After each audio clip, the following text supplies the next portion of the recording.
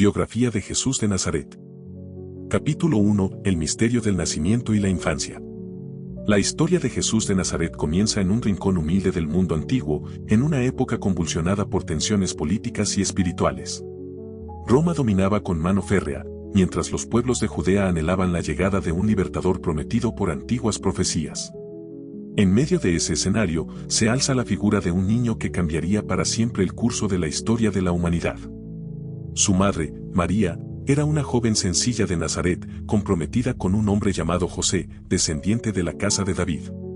La tradición cuenta que un ángel se presentó ante ella y le anunció que concebiría un hijo por obra divina, un niño al que debía llamar Jesús. Ese nombre, cargado de promesas, significaba Dios salva.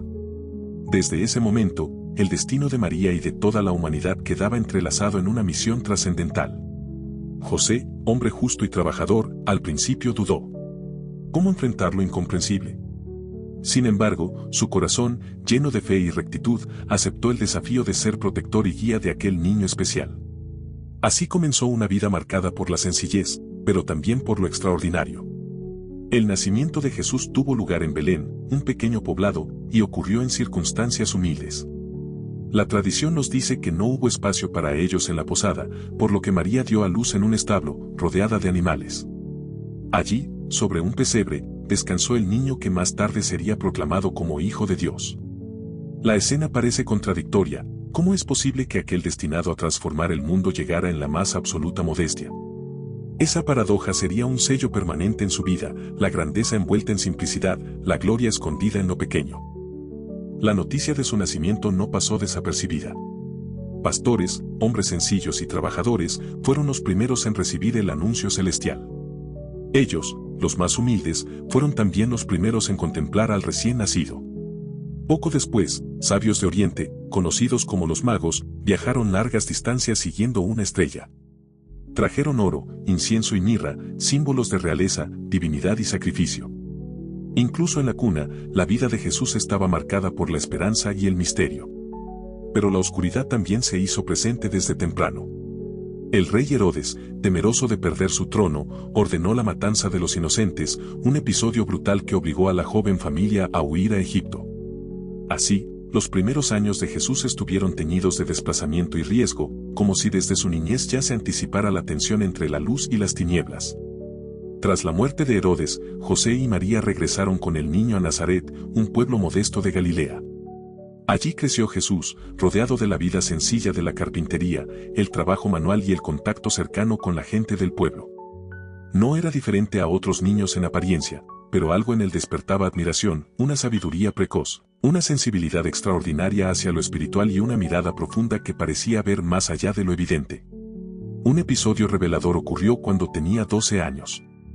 Durante una visita al templo de Jerusalén, Jesús se separó de sus padres y fue hallado en medio de los maestros de la ley, escuchando y haciendo preguntas que dejaban atónitos a los eruditos. Cuando María y José lo encontraron, él les respondió con una frase que resonaría a través de los siglos: «¿No sabían que en los asuntos de mi padre debo estar?». Aquella declaración no era un simple gesto de rebeldía juvenil, sino un destello de la conciencia que ya habitaba en él, una misión superior lo aguardaba. La infancia y juventud de Jesús, aunque en gran parte envueltas en silencio histórico, nos hablan de un muchacho que crecía en gracia, sabiduría y estatura. No estaba aislado de las experiencias humanas comunes, conoció la rutina, el trabajo, la familia, la amistad, los días de alegría y también las tensiones de la vida bajo el dominio romano. Pero en su interior se gestaba una visión distinta, un fuego que pronto ardería para encender el corazón de millones. Quizás la pregunta más inspiradora que surge al mirar su niñez es esta: ¿cómo un niño, nacido en la sencillez de un pesebre, pudo convertirse en una de las figuras más influyentes de toda la historia humana? Ese misterio es el que nos invita a seguir avanzando en este relato, porque la vida de Jesús no fue solamente la de un hombre, sino la de una luz que atravesó los siglos y que sigue iluminando hasta hoy. Capítulo 2. El despertar de la misión. Después de su niñez en Nazaret, los evangelios nos muestran un largo silencio sobre la vida de Jesús. Durante casi 2 décadas, su existencia parece transcurrir en la discreción de la carpintería, en los días comunes de un pueblo galileo que apenas aparecía en los mapas de los grandes imperios. Sin embargo, ese silencio no fue vacío. Fue un tiempo de maduración, de preparación, de escucha profunda de la voz de Dios en lo cotidiano. Imaginemos a Jesús en su juventud y adultez temprana, sus manos endurecidas por la madera y las herramientas, su cuerpo fortalecido por el trabajo manual, su mirada serena y firme. Nazaret no era un centro cultural ni religioso destacado, era un lugar despreciado incluso por otros judíos. De allí surgiría el hombre que pondría al mundo de cabeza. En esa aparente insignificancia se escondía el germen de lo eterno. Pero el momento de la revelación se acercaba. En las riberas del río Jordán, un hombre singular llamado Juan, hijo de Zacarías e Isabel, predicaba con voz encendida. Era conocido como Juan el Bautista. Vestido con piel de camello, alimentándose de langostas y miel silvestre, denunciaba con valentía la hipocresía de su tiempo y llamaba a todos al arrepentimiento. Sus palabras resonaban como un trueno en medio de la sequedad espiritual de la época: preparen el camino del Señor, enderecen sus sendas. Multitudes acudían al Jordán para ser bautizadas como signo de conversión. El eco de su mensaje llegaba a cada rincón de Judea y Galilea. Y fue entonces cuando Jesús, dejando la discreción de Nazaret, se presentó ante Juan. El encuentro entre ambos fue decisivo. Jesús se acercó para ser bautizado, pero Juan, al verlo, intuyó algo más grande. ¿Soy yo quien necesita ser bautizado por ti, y tú vienes a mí? Jesús respondió con calma: deja que así sea por ahora, porque conviene que cumplamos toda justicia. Y entonces, al sumergirse en las aguas del Jordán, ocurrió lo inesperado. Los evangelios narran que los cielos se abrieron, el Espíritu descendió como paloma sobre él, y una voz proclamó: «Este es mi Hijo amado, en quien me complazco». Ese instante marcó el inicio público de su misión. No fue un gesto simbólico cualquiera, fue la confirmación de que la vida de Jesús estaba destinada a un propósito más grande que la carpintería de Nazaret. El bautismo fue el umbral, el punto de no retorno, el llamado definitivo. Sin embargo, todo comienzo exige una prueba. Apenas salió del Jordán, Jesús fue llevado al desierto. 40 días y 40 noches enfrentó la soledad, el hambre, el silencio. Allí, en medio de la aridez, se libró una batalla invisible: la tentación de renunciar a la misión por un camino más fácil, la seducción de usar su poder para sí mismo en vez de para los demás. El relato dice que el tentador se le acercó, ofreciéndole pan, poder y gloria. Pero Jesús, con la fuerza de la fe, respondió: no solo de pan vive el hombre. Adorarás al Señor tu Dios y solo a Él servirás. El desierto fue más que un escenario físico, fue el crisol donde se templó su espíritu. Todo gran líder, todo ser llamado a transformar el mundo, debe atravesar su propio desierto, ese espacio de soledad donde se enfrenta a sus sombras y se decide por la verdad. Jesús salió de allí fortalecido, más firme que nunca en su misión. De regreso a Galilea, comenzó a reunir discípulos. Los primeros fueron hombres comunes, pescadores del lago de Genesaret: Simón Pedro y su hermano Andrés, Santiago y Juan, hijos de Zebedeo. Jesús los llamó con palabras sencillas pero irresistibles: vengan conmigo y los haré pescadores de hombres. No hubo discursos elaborados ni promesas de poder, hubo una invitación directa, cargada de sentido, que tocó el corazón de quienes lo escucharon. El movimiento había comenzado. Ya no se trataba de un carpintero desconocido ni de un joven silencioso de Nazaret. Ahora se levantaba un maestro itinerante, un profeta con palabras que ardían en el alma, un hombre cuya sola presencia despertaba esperanza. Y la gente, cansada de cadenas y de falsas promesas, empezó a seguirlo. En esos primeros pasos, Jesús recorrió aldeas y campos, compartió la mesa con los sencillos, habló en las sinagogas y sanó a los enfermos. Su mensaje no era teórico ni distante, era vida en abundancia. La buena noticia que anunciaba no se quedaba en discursos, se traducía en gestos concretos: tocar al leproso, levantar al paralítico, devolver la vista al ciego. El contraste con los líderes religiosos de su tiempo era evidente. Mientras ellos se aferraban a reglas, Jesús se aferraba a las personas. Mientras otros imponían cargas pesadas, Él aligeraba el alma con su misericordia.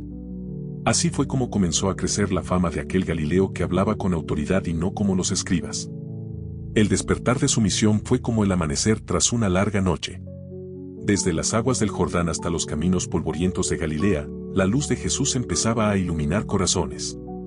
Lo que había permanecido oculto en Nazaret ahora salía a la vista de todos. Y con ello, el mundo estaba a punto de cambiar para siempre. Capítulo 3: El mensaje revolucionario y las multitudes. Con el paso de los días, Jesús comenzó a recorrer las aldeas y ciudades de Galilea, llevando consigo una presencia que no dejaba indiferente a nadie. No era simplemente un maestro más entre tantos, ni un profeta que repetía viejas fórmulas. Su voz tenía un timbre distinto, una fuerza que tocaba fibras invisibles en el interior de quienes lo escuchaban. Había en él una mezcla de ternura y autoridad, de sencillez y poder, que desarmaba cualquier defensa. El núcleo de su mensaje se resumía en una expresión que resonaba con fuerza: el reino de Dios está cerca. Pero aquel reino no era lo que muchos esperaban. No era un ejército dispuesto a expulsar a los romanos, ni un trono de hierro que restaurara la gloria de Israel. El reino del que hablaba Jesús era una revolución silenciosa que comenzaba en el corazón. Era un reino de justicia, amor y misericordia, que no se imponía por la espada, sino por la transformación interior. Sus palabras se desplegaban en parábolas, historias sencillas tomadas de la vida cotidiana. Hablaba de semillas que caían en diferentes tipos de tierra, de un hijo que abandona a su padre y regresa arrepentido, de un samaritano que auxilia a un hombre herido mientras otros pasan de largo. Estas imágenes, extraídas de la realidad común de los campesinos, pastores y pescadores, tenían un poder que iba más allá de la lógica. Eran espejos del alma, puertas hacia lo profundo. Una de sus enseñanzas más conmovedoras fue el Sermón del Monte. Allí, frente a una multitud expectante, proclamó las bienaventuranzas: bienaventurados los pobres de espíritu, porque de ellos es el reino de los cielos. Bienaventurados los que lloran, porque serán consolados. Bienaventurados los mansos, porque heredarán la tierra. Aquellas palabras, pronunciadas en la ladera de una colina, invertían el orden establecido. Los pobres, los humildes, los que sufrían, eran declarados benditos. ¿Cómo no iba a sonar revolucionario en un mundo donde los poderosos dictaban las reglas? Jesús hablaba con la convicción de alguien que conocía lo divino de primera mano. No necesitaba apoyarse en interminables citas de la ley para sostener su autoridad. Bastaba con su palabra, con la claridad de su mirada. Y la gente lo percibía. Decían: habla con autoridad, no como los escribas. En cada frase, en cada gesto, se intuía que algo nuevo estaban haciendo. Pero no se trataba solo de palabras. Su mensaje estaba inseparablemente unido a sus obras. Jesús sanaba a los enfermos, daba movilidad a los paralíticos, limpiaba a los leprosos, expulsaba espíritus que atormentaban a las personas. Cada milagro era más que un acto de compasión, era un signo tangible de que el reino se estaba haciendo presente. Donde antes había exclusión, Jesús ofrecía dignidad. Donde había sufrimiento, sembraba esperanza. Por eso, las multitudes lo seguían. Campesinos, pescadores, mujeres, niños, marginados, todos encontraban en él algo que nunca habían experimentado: la certeza de ser vistos, valorados, amados. Jesús no pasaba de largo frente a nadie. Miraba a cada persona como si fuera única. Su compasión no conocía límites. Este magnetismo despertaba admiración, pero también recelo. Los fariseos y maestros de la ley comenzaban a observarlo con suspicacia.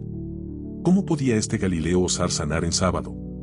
¿Cómo podía perdonar pecados, algo que solo Dios podía hacer? ¿Cómo se atrevía a compartir la mesa con publicanos y prostitutas, aquellos considerados impuros? La radicalidad de Jesús estaba en que derribaba muros y abría caminos.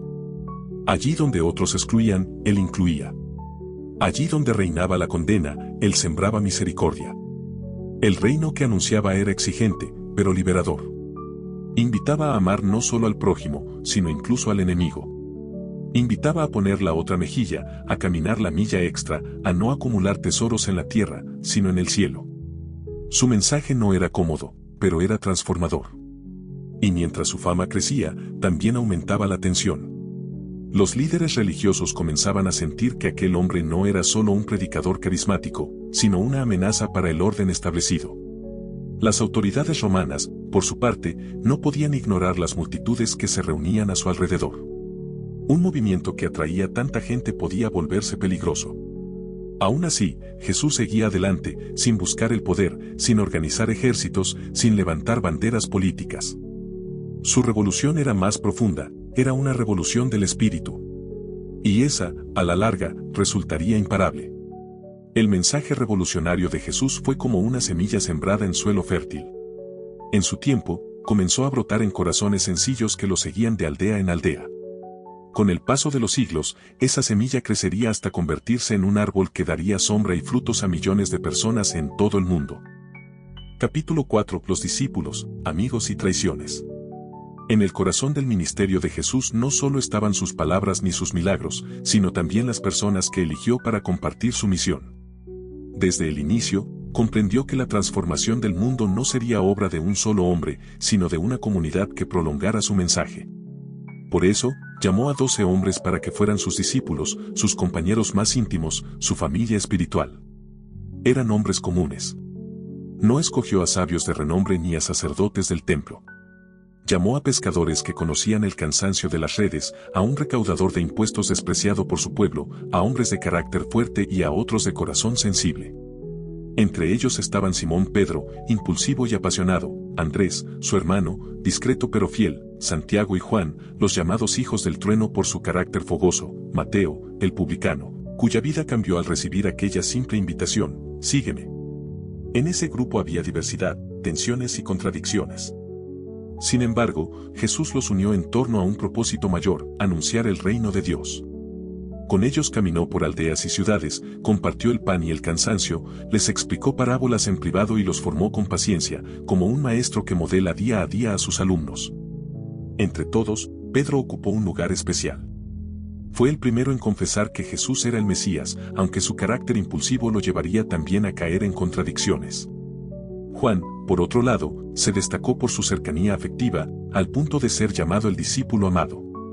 María Magdalena, aunque no parte de los 12, fue una de las mujeres más cercanas y leales, acompañando a Jesús hasta el final, cuando muchos otros huyeron. La relación de Jesús con sus discípulos no fue fácil. Ellos a menudo no comprendían la profundidad de su mensaje. Discutían sobre quién sería el más grande, esperaban un reino político, buscaban honores y poder. Jesús los corregía con firmeza, enseñándoles que el verdadero liderazgo es servicio, que el mayor debe hacerse el más pequeño, que la grandeza se mide en lavar los pies a los demás.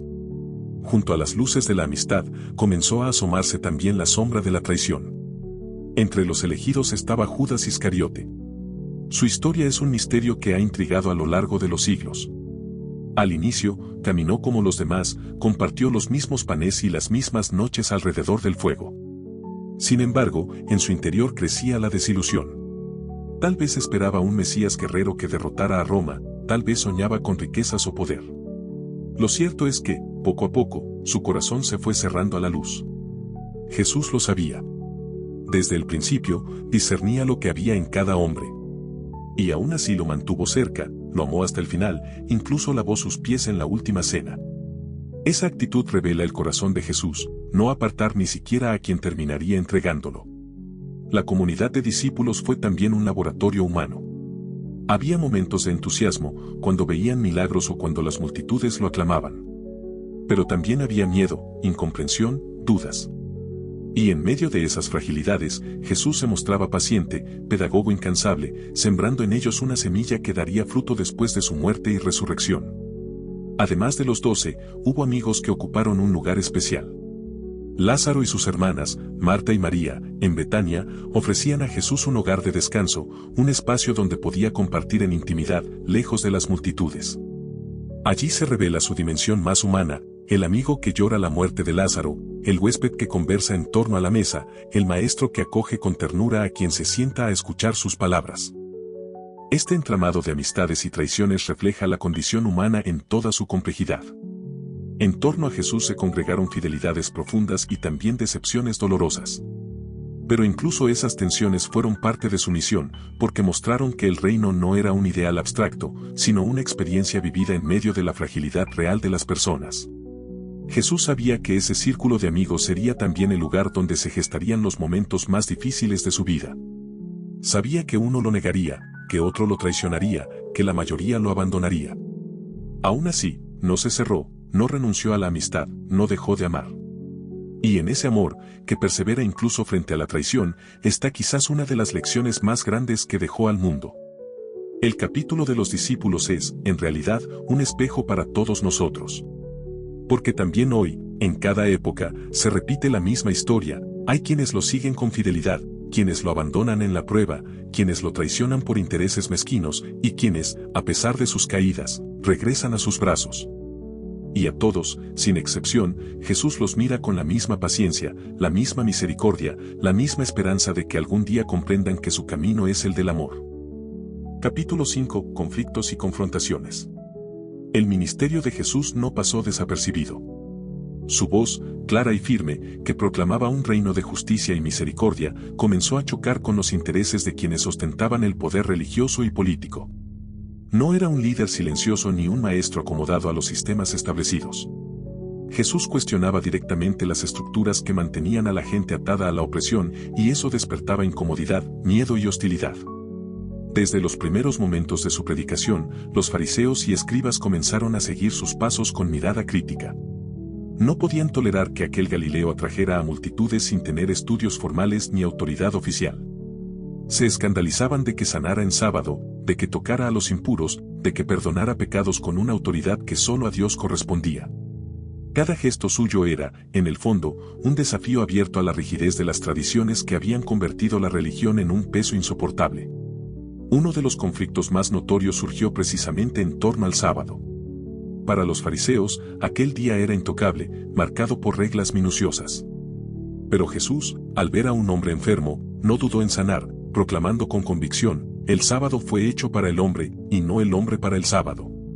Con esas palabras derribó siglos de interpretaciones legalistas. No negaba la importancia del día sagrado, pero devolvía su sentido profundo, un tiempo de vida, no de opresión. Las tensiones no se quedaban en debates teológicos. Jesús se atrevió a volcar las mesas de los cambistas en el templo, denunciando que habían convertido la casa de oración en cueva de ladrones. Ese acto de valentía resonó como un trueno en los pasillos del poder. No era solo un gesto simbólico, era un ataque directo contra la corrupción de un sistema religioso que se lucraba de la fe del pueblo. A partir de entonces, los líderes comenzaron a trazar planes más serios para deshacerse de él. Pero lo más provocador era su mensaje inclusivo. Jesús se acercaba a quienes la sociedad despreciaba: publicanos, prostitutas, extranjeros, enfermos. Invitaba a todos a sentarse a la mesa del reino. Para las élites religiosas, que se sentían guardianes exclusivos de la pureza, aquello era inadmisible. ¿Cómo podía un maestro respetable comer con pecadores? Jesús respondía con sencillez: no son los sanos los que necesitan médico, sino los enfermos. En medio de esos conflictos, la figura de Jesús se hacía cada vez más visible y polémica. Su entrada triunfal en Jerusalén, montado en un sencillo burrito y recibido con palmas y cantos de Hosanna, fue el momento en que el contraste llegó a su punto máximo. El pueblo lo aclamaba como rey, mientras las autoridades lo miraban como una amenaza. La ciudad entera hervía de tensión. Jesús, sin embargo, no buscaba el enfrentamiento violento. Sus armas eran otras: la palabra, el amor, la coherencia radical.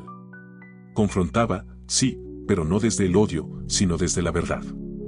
Llamaba hipócritas a quienes imponían cargas pesadas sobre los demás y descuidaban lo esencial: la justicia, la misericordia y la fidelidad. Les recordaba que eran como sepulcros blanqueados, hermosos por fuera, pero llenos de corrupción por dentro. Palabras duras, sin duda, pero necesarias para desnudar la falsedad. Estas confrontaciones fueron cavando la zanja que los separaba de las autoridades. Mientras más gente lo seguía, más urgente parecía suprimirlo. No podían permitir que aquel profeta Galileo pusiera en entredicho el poder del Sanedrín ni el frágil equilibrio con Roma. Jesús lo sabía. Cada paso que daba hacia Jerusalén lo acercaba al desenlace. Y aún así, no retrocedió. En este punto de la historia, el aire estaba cargado de presagio. Era evidente que su mensaje, tan lleno de vida para los pobres y marginados, resultaba insoportable para los poderosos. El choque era inevitable. El reino que anunciaba, con su misericordia desbordante, era una amenaza para los reinos de este mundo. Y esa amenaza sería respondida con la violencia del rechazo. Así, en medio de ovaciones populares y conspiraciones ocultas, Jesús avanzaba hacia el clímax de su misión. No era ingenuo, sabía que su destino estaba marcado por la cruz. Y, sin embargo, caminaba con firmeza, porque sabía también que el amor siempre tiene la última palabra. Capítulo 6. La última cena y la agonía en Getsemaní. La tensión en Jerusalén era palpable. Las autoridades ya habían decidido que Jesús debía ser eliminado, pero temían al pueblo que lo seguía y lo aclamaba. En ese ambiente de conspiración y peligro, Jesús reunió a sus discípulos para compartir lo que sería su última cena. No fue una simple comida, fue un acto cargado de significado, un gesto de amor que atravesaría los siglos. En una sala alta, al caer la tarde, se sentaron alrededor de la mesa. Era la fiesta de la Pascua, en la que los judíos recordaban la liberación de Egipto. Pero aquella noche, Jesús transformó ese ritual ancestral en algo nuevo. Tomó el pan, lo partió y lo entregó diciendo: «Este es mi cuerpo, que se entrega por ustedes». Luego tomó la copa y dijo: «Esta es mi sangre, que se derrama por muchos para el perdón de los pecados». Con esas palabras, Jesús no solo compartía un símbolo, entregaba su vida como alimento de esperanza para todos. La cena estuvo marcada por gestos inesperados. En un momento, Jesús se levantó de la mesa, tomó una toalla, se ciñó la cintura y comenzó a lavar los pies de sus discípulos. Ellos quedaron desconcertados, era una tarea reservada a los siervos, no al maestro. Pero Jesús lo hizo para enseñarles que la verdadera grandeza está en servir. «Les he dado ejemplo», dijo, «para que hagan lo mismo que yo hice con ustedes». Ese gesto se convirtió en un testamento vivo de lo que significaba su reino, no poder sobre los demás, sino amor en humildad. Sin embargo, en medio de ese ambiente íntimo, también flotaba la sombra de la traición. Jesús anunció con tristeza que uno de los que estaban en la mesa lo entregaría. El desconcierto recorrió el corazón de los discípulos, y Judas, que ya había hecho un pacto con las autoridades, salió en silencio hacia la oscuridad de la noche. Aquella salida marcó el inicio de la hora más oscura. Después de la cena, Jesús se dirigió con sus discípulos al huerto de Getsemaní, un lugar de olivos al pie del monte de los olivos. Allí buscó un momento de oración. Sabía lo que se avecinaba. En el silencio de la noche, la carga del destino se volvió insoportable. Se apartó de los demás y, postrado en tierra, derramó su alma en palabras que revelan su humanidad más profunda: «Padre, si es posible, aparta de mí este cáliz. Pero no se haga mi voluntad, sino la tuya». El Evangelio narra que su angustia fue tan intensa que su sudor se convirtió en gotas de sangre. Era la lucha interior más feroz, el deseo humano de evitar el sufrimiento frente a la fidelidad absoluta al amor y a la misión encomendada. En esa batalla íntima, Jesús mostró que su grandeza no radicaba en la ausencia de miedo, sino en la capacidad de seguir adelante a pesar de él. Mientras tanto, sus discípulos, incapaces de comprender la magnitud de la hora, se quedaron dormidos. Una y otra vez Jesús los despertaba, pidiéndoles que velaran con él. Pero el sueño vencía a sus amigos, y Jesús cargaba en soledad el peso del mundo. Allí, en el Getsemaní, se revela la paradoja más conmovedora: el Hijo de Dios experimentando la soledad y la angustia más hondas de la condición humana. Finalmente, la calma de la noche fue rota por el sonido de pasos, antorchas y armas. Judas apareció al frente de un grupo de soldados y guardias del templo. Se acercó a Jesús y lo saludó con un beso, señal convenida para identificarlo. «Con un beso entregas al Hijo del Hombre», le reprochó Jesús. Con ese gesto, el amigo convertido en traidor abrió la puerta al arresto. Jesús no opuso resistencia. Mientras uno de sus discípulos desenvainó una espada y cortó la oreja de un guardia, él lo detuvo diciendo: «Guarda tu espada. El que a hierro mata, a hierro muere». Y, en un gesto de compasión aún en medio de la violencia, sanó al herido. Así fue conducido, atado, hacia la larga noche de juicios y humillaciones que lo aguardaban. Pero en aquel huerto, bajo las ramas retorcidas de los olivos, había quedado grabada la escena más humana y divina de toda su vida: un hombre en agonía, un maestro en obediencia, un hijo que, aún temblando, eligió el camino del amor hasta las últimas consecuencias. Capítulo 7: El juicio y la crucifixión. Tras su arresto en Getsemaní, Jesús fue llevado primero ante el Sanedrín, el Consejo Supremo de los Judíos. Era de noche, y las leyes prohibían juicios en esas horas, pero la prisa por condenarlo era mayor que la preocupación por la justicia. Lo interrogaron con dureza, buscando acusaciones. Testigos falsos fueron presentados, pero sus testimonios no coincidían. Finalmente, el sumo sacerdote le preguntó directamente: «¿Eres tú el Mesías, el Hijo de Dios?». Jesús respondió con serenidad: «Tú lo has dicho». Esa afirmación bastó para que lo acusaran de blasfemia. Lo golpearon, lo escupieron, lo cubrieron con un velo burlándose: «Profetiza, Mesías, dime quién te golpeó». Mientras tanto, en el patio, Pedro, aquel discípulo que había prometido fidelidad hasta la muerte, lo negó 3 veces. Al oír el canto del gallo, se dio cuenta de lo que había hecho y salió llorando amargamente. El círculo de la traición y el abandono se había cerrado. Al amanecer, lo llevaron ante Poncio Pilato, el gobernador romano.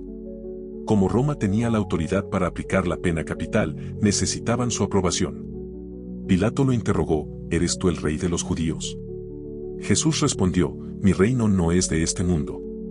Pilato no hallaba culpa en él, pero las presiones del pueblo y de los líderes religiosos eran intensas. Temía un alboroto, y el poder romano no toleraba disturbios. En un intento por librarse de responsabilidad, Pilato ofreció al pueblo la opción de liberar a Jesús o a Barrabás, un prisionero acusado de rebelión y asesinato. La multitud, manipulada por los sacerdotes, clamó: a Barrabás. Y cuando Pilato preguntó qué debía hacer con Jesús, la respuesta retumbó en las calles: crucifícalo. Pilato, lavándose las manos como símbolo de su aparente inocencia, entregó a Jesús para ser azotado y crucificado. Los soldados lo desnudaron, le pusieron un manto púrpura y una corona de espinas, burlándose de él: Salve, Rey de los judíos. Lo golpeaban y escupían, mientras él soportaba en silencio. Luego lo llevaron cargando la cruz hacia el Gólgota, el lugar de la calavera. El camino fue un viacrucis de sufrimiento. Débil y agotado, cayó varias veces bajo el peso del madero. Un hombre del campo, Simón de Cirene, fue obligado a ayudarle. Mujeres lloraban a su paso, y Jesús, aún en su dolor, les dijo: No lloren por mí, lloren por ustedes y por sus hijos. En el Gólgota, lo crucificaron entre dos malhechores. Era el castigo más cruel y humillante del Imperio Romano: muerte lenta, expuesto a la burla y el desprecio público. Sobre su cabeza colocaron un letrero que decía: Jesús de Nazaret, Rey de los judíos. Desde la cruz, pronunció palabras que aún hoy estremecen. Mirando a quienes lo crucificaban, dijo: Padre, perdónalos, porque no saben lo que hacen. A uno de los ladrones, que en medio de su agonía le pidió ser recordado, le respondió: Hoy estarás conmigo en el paraíso. Y mirando a María, su madre, y al discípulo amado, les confió mutuamente: Mujer, he ahí a tu hijo. He ahí a tu madre. La oscuridad cubrió la tierra desde el mediodía hasta las 3 de la tarde. En ese silencio opresivo, Jesús exclamó: Dios mío, ¿por qué me has abandonado? Era el grito de la humanidad entera condensado en sus labios. Finalmente, tras recibir un poco de vinagre en una esponja, pronunció: Todo está cumplido. Y con un último suspiro entregó su espíritu. La tierra tembló, las rocas se partieron, y el velo del templo se rasgó en dos. El centurión romano que presenció la escena exclamó: Verdaderamente este era Hijo de Dios. La paradoja se cumplía: la mayor derrota aparente se convertía en el acto de amor más grande de la historia. Lo bajaron de la cruz y lo colocaron en un sepulcro nuevo, prestado por José de Arimatea. Una gran piedra selló la entrada. Parecía el final. Las esperanzas de los discípulos se habían desmoronado. El maestro había muerto, el reino parecía derrotado.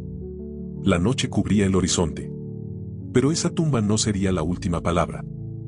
Capítulo 8: La resurrección y la esperanza eterna.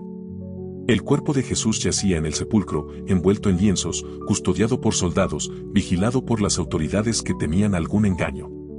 Era sábado, día de reposo, y la ciudad de Jerusalén parecía sumida en un silencio extraño. Los discípulos, escondidos y temerosos, lloraban la pérdida de su maestro. La esperanza había quedado enterrada junto con él. Pero en la madrugada del primer día de la semana, al despuntar el sol, un grupo de mujeres se dirigió al sepulcro para ungir el cuerpo. Eran las mismas que lo habían acompañado fielmente hasta la cruz: María Magdalena, María la madre de Santiago y otras más. Iban con el corazón pesado, preguntándose cómo moverían la piedra que sellaba la entrada. Al llegar, se encontraron con lo inesperado: la piedra estaba corrida y el sepulcro vacío. El desconcierto se mezcló con el miedo. ¿Qué había sucedido? Entonces, según narran los evangelios, un ángel les dijo: ¿Por qué buscan entre los muertos al que vive? No está aquí, ha resucitado. El anuncio estremeció sus almas. Jesús no había quedado prisionero de la muerte.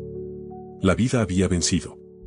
María Magdalena, desbordada de emoción, corrió a dar la noticia a los discípulos. Ellos, incrédulos al principio, fueron corriendo y encontraron el sepulcro vacío. La confusión se mezclaba con la esperanza. Poco después, Jesús mismo comenzó a aparecerse a los suyos. Primero a María Magdalena, en el huerto, cuando ella lo confundió con el jardinero y él la llamó por su nombre, María. Luego a los discípulos en el camino a Emaús, explicándoles las Escrituras mientras sus corazones ardían sin reconocerlo.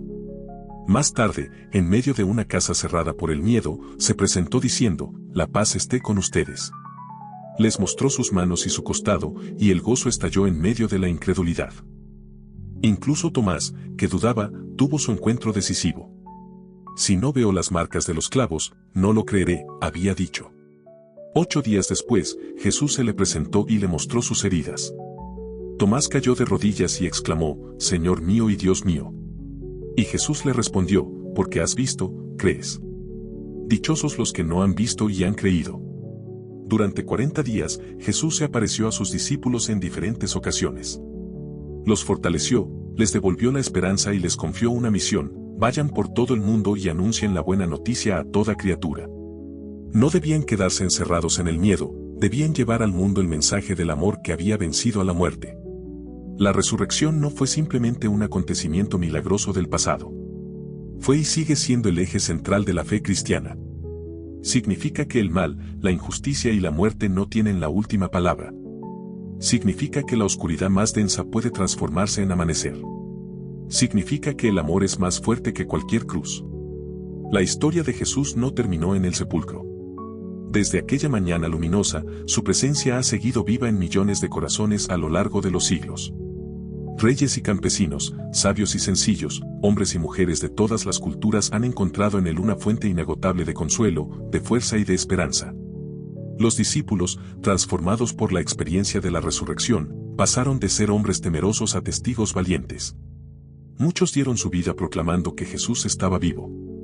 Esa convicción encendió un movimiento imparable que atravesó fronteras y generaciones. La resurrección es más que un recuerdo. Es un llamado actual. Cada vez que una persona se levanta de sus caídas, cada vez que el perdón vence al rencor, cada vez que la vida triunfa sobre la desesperanza, la fuerza de la resurrección se hace presente. Es el eco eterno de aquella mañana en Jerusalén que sigue resonando hasta hoy. El Jesús que nació en un pesebre, que caminó los polvorientos caminos de Galilea, que anunció el reino de Dios, que fue crucificado entre ladrones, no quedó en el pasado. Vive.